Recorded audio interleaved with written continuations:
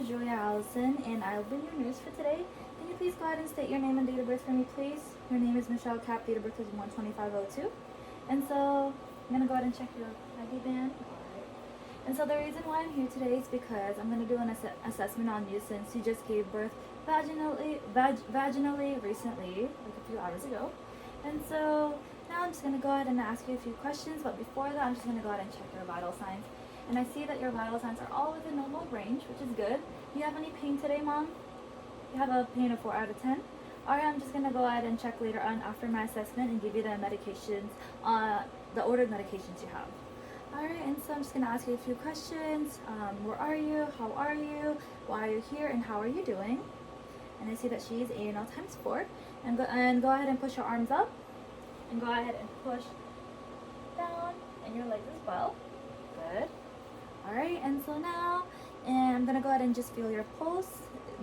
Feel the pulse on your legs and your arm. I see that it is pink and dry. Pulse are strong, and I see that there's no signs of edema, no homing signs, and cap refill is less than 2 seconds, which is good. I'm going to go ahead and just auscultate your heart sounds.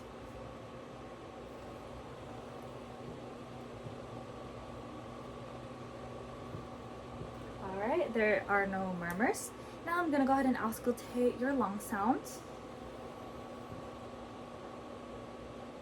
In, out, in, out.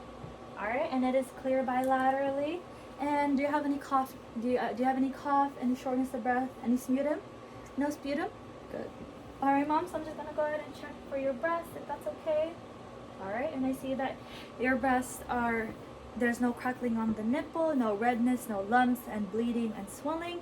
I see that you're also feeding your baby well, and the baby is latching properly and with a wide mouth. And now I'm going to go ahead and inspect your abdomen with your bowel sounds.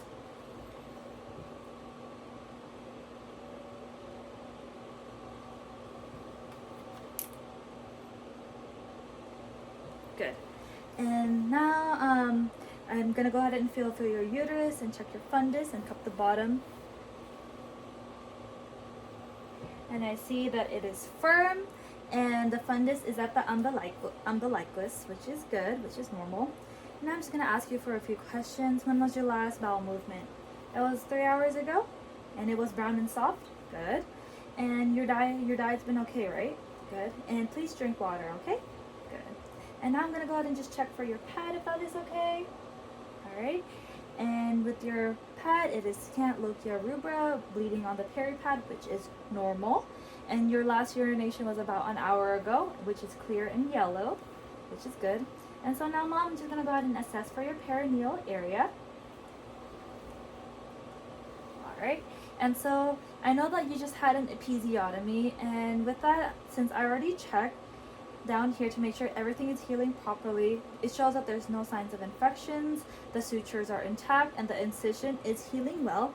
I also don't see any signs of hematoma or hemorrhoids at the rectum, no redness, no edema, no ecchymosis, no discharge, and it is 4 centimeters. And so now I'm going to go ahead and check your skin at the epidural area where you had it. And I see that there's no signs of abnormalities, which is no signs of infections. And so before I head out, Mom, I'm just going to educate you on the importance of getting up slowly so you don't fall. So please have that call light if you ever need to get up and go to the restroom. It's also essential to breastfeed your baby every 2 to 3 hours, every 15 minutes on each breast. And it's also important to maintain that skin-to-skin contact with your baby to ensure that proper bonding with your baby. And so now I'm going to go ahead and head out, Mom, and please hit the call light button if you need any questions, okay? Alrighty, I'll see you then. Bye.